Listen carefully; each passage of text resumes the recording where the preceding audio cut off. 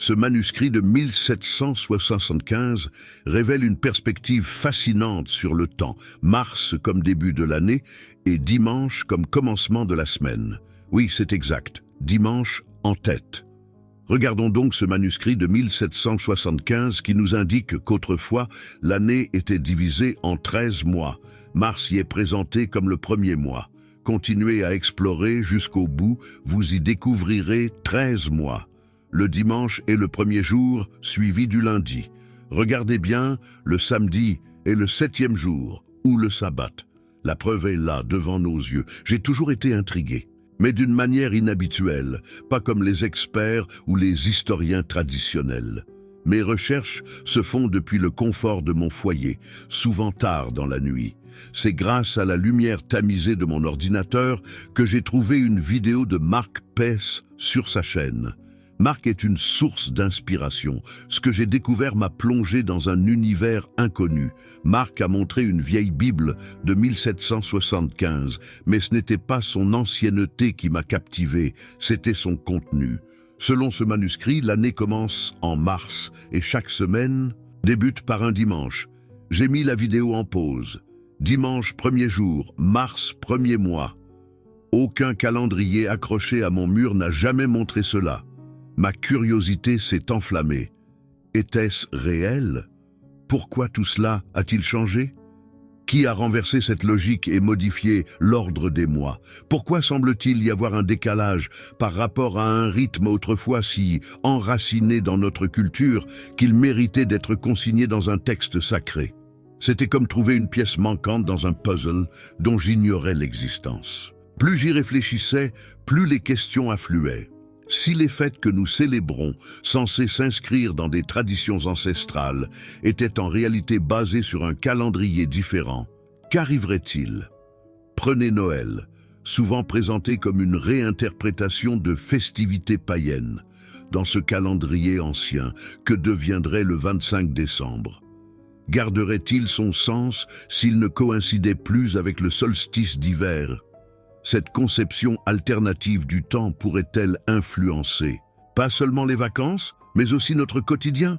Je ne suis pas un universitaire bardé de diplômes, mais cette nuit-là, je me suis senti obligé d'en savoir plus. Il y avait une intuition que, en déchiffrant le passé, en épluchant les couches de changement et d'adaptation, je pourrais découvrir quelque chose de fondamental, une compréhension de notre lien avec l'univers, les uns avec les autres, et de notre place dans les cycles qui régissent notre existence.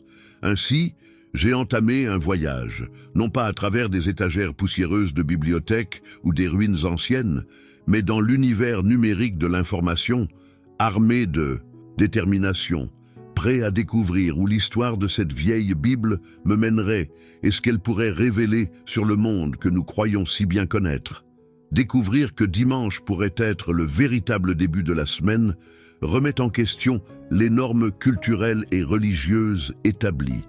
Cela suggère que le samedi, jour traditionnellement dédié au repos et à la pratique religieuse, pourrait en fait être le véritable jour de repos. Cette perspective a des implications profondes pour les coutumes religieuses actuelles, suggérant que les pratiques courantes pourraient ne pas être alignées avec cette vision historique. Astrologiquement, l'impact d'un tel changement est considérable. Les énergies de chaque jour sont traditionnellement liées à un corps céleste qui, selon les systèmes astrologiques, peuvent influencer les affaires humaines. Un désalignement entre notre semaine actuelle et cet ordre céleste pourrait perturber le flux d'énergie cosmique dans notre vie quotidienne. Pour les adeptes de l'astrologie, cela remet en question les fondements de leur pratique, suggérant une réévaluation de la manière dont les jours et leurs énergies planétaires correspondantes sont observés et célébrés. Cela soulève la question cruciale: qui a modifié la structure de notre semaine, changeant ainsi le tissu de nos vies? Le moteur d'un tel changement n'est pas immédiatement évident. Cela peut avoir été un processus progressif influencé par les changements dans les autorités religieuses et laïques au fil des siècles, ou cela pourrait avoir été un mouvement délibéré pour éloigner la pratique contemporaine des traditions ancestrales. L'une des choses que Constantin a fait, dans le but de convertir les païens au culte de Dieu Jéhovah, était de déplacer le jour de culte au dimanche, le jour du soleil, faisant ainsi du dimanche un jour de célébration païenne. Une chose est certaine, il semble y avoir une divergence délibérée entre notre structure temporelle actuelle et celle des documents historiques. Bien que les raisons derrière cela restent enveloppées de mystère, l'écart avec la structure calendaire décrite dans la Bible de 1775 pourrait indiquer que de nombreux aspects de notre existence quotidienne ne sont pas alignés avec le précédent historique et peut-être même le dessein céleste. Ce désalignement s'étend aux dates importantes d'observance. Le moment des fêtes, telles que Noël et Pâques, par exemple, ne reflètent peut-être pas leur intention ou saison originelle. Envisager un réalignement avec ce calendrier historique propose la possibilité de revenir à un mode de vie plus authentique, peut-être plus proche des principes spirituels qui ont été éclipsés au fil du temps. Cela nous incite à réfléchir sur un changement d'observance pour s'aligner avec les documents historiques, pourrait nous reconnecter à une authenticité spirituelle érodée au fil des siècles. Cette réflexion dépasse la simple adhérence aux règles religieuses ou aux théories astrologiques. Elle concerne notre alignement avec l'ordre naturel et cosmique qui pourrait précéder les calendriers contemporains. Choisir de suivre cette voie est bien plus qu'une correction de date. C'est une quête pour redécouvrir une harmonie avec le monde naturel qui a peut-être été perdu. Alors que nous explorons le contenu de ce texte ancien, nous devons nous demander quel aperçu supplémentaire il pourrait offrir et comment ces découvertes pourraient révolutionner notre compréhension actuelle du temps, de la spiritualité et de notre place dans le cosmos. Cette exploration n'est pas seulement fascinante, elle a le potentiel d'être profondément transformatrice. La Bible de 1775, décrivant de manière captivante une année calendaire commençant en mars et comprenant 13 mois, suggère une interaction intime d'une époque révolue avec le cosmos. Ce document historique ouvre une fenêtre pour explorer comment nos ancêtres percevaient le temps et sa connexion avec l'énergie cosmique et les alignements planétaires. Historiquement, les calendriers n'étaient pas simplement des outils pour marquer le passage du temps. Ils étaient intimement liés au mouvement des corps célestes. Cette relation était évidente dans l'attention méticuleuse accordée aux cieux par les premières civilisations. Le mystérieux Stonehenge, aligné avec les solstices, témoigne de cette préoccupation, marquant les points de l'année où le soleil atteint ses positions extrêmes dans le ciel. Dans le contexte de la Bible de 1775, ce calendrier décalé pourrait indiquer un alignement oublié avec les cycles naturels. Si mars marquait le début de l'année, cela coïnciderait avec l'équinoxe de printemps, un moment d'équilibre où le jour et la nuit sont de même longueur, symbolisant le renouveau et la renaissance dans de nombreuses cultures. Cela pourrait suggérer une époque où les gens étaient plus en phase avec les rythmes de la nature, alignant leur vie sur les équinoxes et les solstices, cruciaux pour les sociétés agraires. L'adoption d'un calendrier de 13 mois pourrait également être une tentative d'alignement plus précis avec les cycles lunaires. Les calendriers lunaires traditionnels, comme ceux utilisés par les Hébreux, alignaient leurs mois sur les phases de la Lune, résultant en une année de 12 ou 13 mois pour rester synchronisés avec l'année solaire. Ce système se fondait sur les variations d'énergie observables qui accompagnent les différentes phases lunaires, des phénomènes que les anciennes civilisations croyaient influencer à la fois les cycles agricoles et humains. De plus, l'observation et le respect des alignements planétaires ont longtemps été un élément clé des sociétés anciennes. La semaine de 7 jours est un héritage de ces considérations, chaque jour correspondant à l'une des 7 planètes classiques connues des anciens. La position du dimanche comme premier jour de la semaine dans la Bible de 1775 souligne cette connexion, écho de la prééminence du Soleil dans notre système solaire. L'étude de ce calendrier ancien pourrait révéler bien plus qu'une simple curiosité historique. Elle pourrait dévoiler une compréhension oubliée du temps qui honorait plus explicitement l'énergie cosmique que notre système actuel. Elle soulève des questions sur l'influence de cet alignement sur les comportements sociétaux, les pratiques religieuses et la vision globale du monde à cette époque. L'incorporation des traditions païennes dans les fêtes chrétiennes est un sujet de débat, particulièrement en ce qui concerne les origines de Noël. Pour comprendre cette fusion, il faut se pencher sur les premiers siècles du christianisme.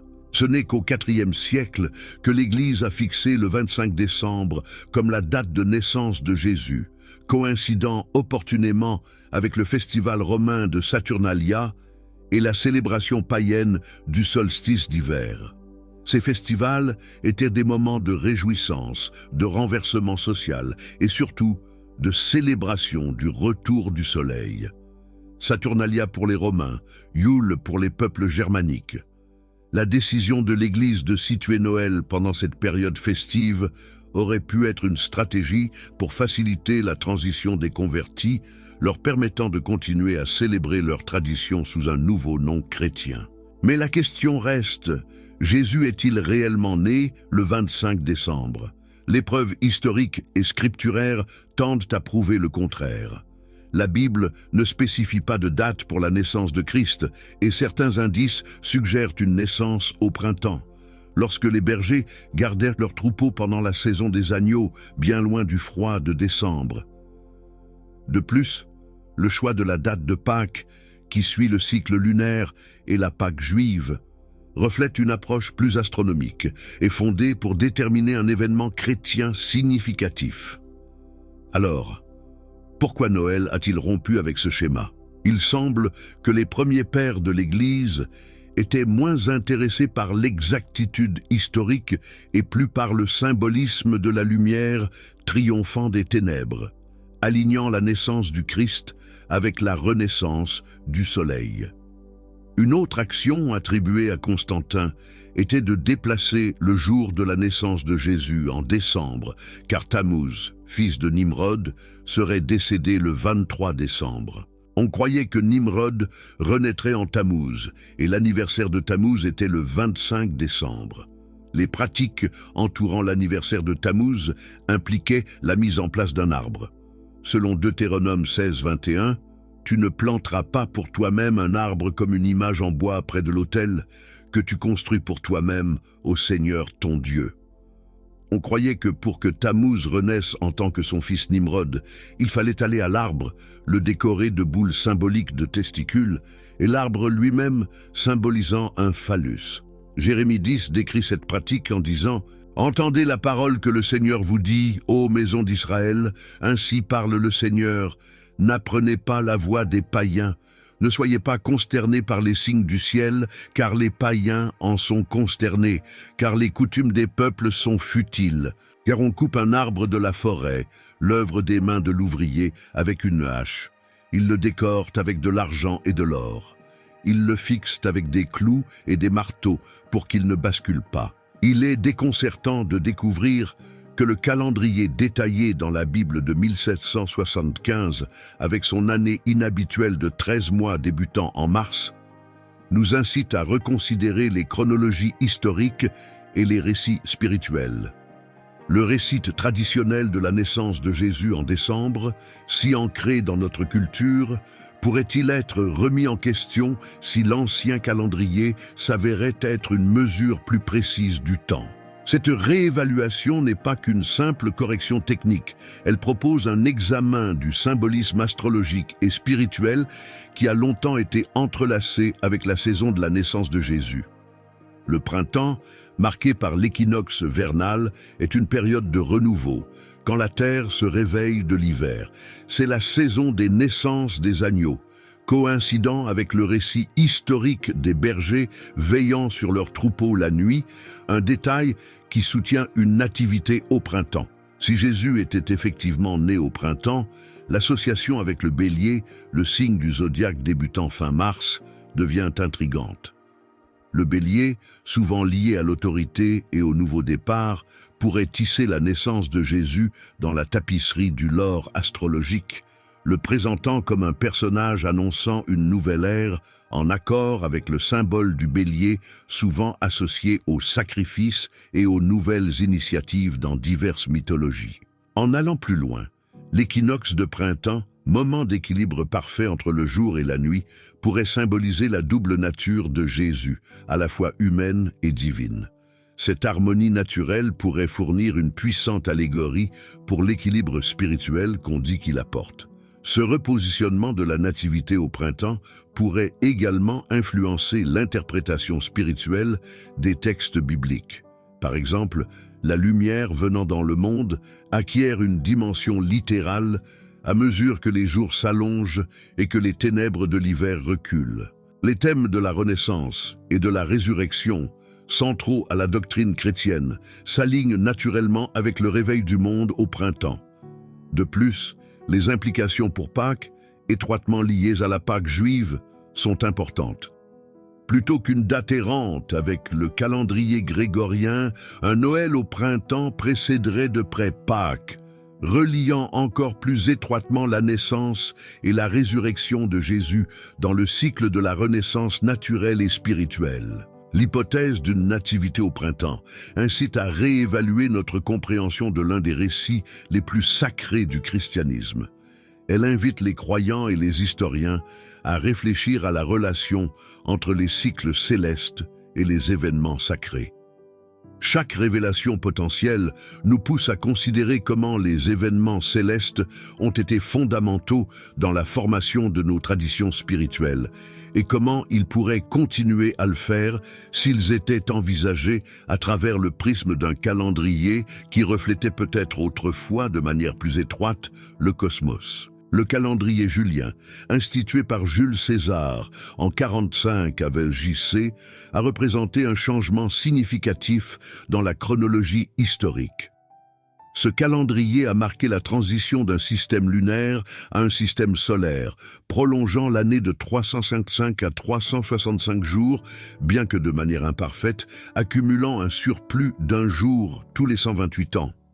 On pense qu'un calendrier de 13 mois, potentiellement plus en phase avec les cycles naturels, a été écarté dans ce processus. Les motivations derrière ce changement étaient autant pratiques que politiques. La complexité croissante de la société romaine nécessitait un système plus prévisible et uniforme pour gérer les festivals, les cycles agricoles et les périodes fiscales. C'était aussi un acte de pouvoir politique. Les empereurs modifiaient souvent le calendrier pour prolonger leur règne ou insérer leurs propres fêtes. Ces changements, subtils au départ, se sont transformés au fil du temps en révisions majeures, chaque nouveau pouvoir laissant son empreinte sur la façon dont nous mesurons nos jours. Alors, pourquoi le calendrier de 13 mois, qui aurait pu être plus aligné avec les cycles lunaires, a-t-il disparu ? L'omission de ce 13e mois pourrait représenter une connexion perdue avec une époque où le ciel nocturne jouait un rôle plus important dans la vie quotidienne. Les archives historiques sont remplies de lacunes et d'incohérences, certaines peut-être accidentelles, d'autres probablement intentionnelles. La transition d'un calendrier de 13 mois à un calendrier de 12 mois demeure floue. Une théorie suggère que l'Église et les autorités dominantes ont délibérément dévié des calendriers lunaires pour réduire l'influence des traditions païennes étroitement liées aux phases lunaires. L'exclusion du 13e mois pourrait également être liée à la numérologie. Le nombre 13 a été considéré avec suspicion dans diverses cultures. Son exclusion pourrait être un effort pour éviter l'association avec un nombre souvent lié à la malchance ou au cycle menstruel féminin perçu avec crainte ou mépris. Si un calendrier de 13 mois reflétant un rythme cosmique plus précis existait, quelles étaient les implications de son abandon ? Notre calendrier moderne est désynchronisé avec le cycle lunaire, s'écartant d'environ un jour chaque mois. Avec le temps, cette dissonance pourrait mener à une déconnexion sociétale des modèles naturels, affectant l'agriculture, la santé mentale et la spiritualité. Les fêtes religieuses, autrefois synchronisées avec des événements célestes, flottent maintenant dans l'année, détachées des rythmes qu'elles célébraient auparavant. Les pratiques agricoles, autrefois calibrées sur les rythmes fiables de la Lune, dépendent maintenant du calendrier grégorien imparfait. Ce subtil décalage pourrait avoir progressivement altéré notre lien avec l'environnement, conduisant à des pratiques moins durables et moins en harmonie avec les cycles de la Terre. Sur le plan spirituel, l'impact est encore plus ésotérique. Si les jours sacrés sont mal datés, l'énergie collective concentrée sur ces moments pourrait être assimilée à des appels mal composés dans le sens cosmique. Nos prières et célébrations atteignent-elles leur hauteur spirituelle prévue ou sont-elles légèrement décalées? Ceci n'est pas pour remettre en question la foi ou la dévotion des pratiquants, mais plutôt pour réfléchir au pouvoir de la conscience collective et à sa relation avec le calendrier des observances sacrées.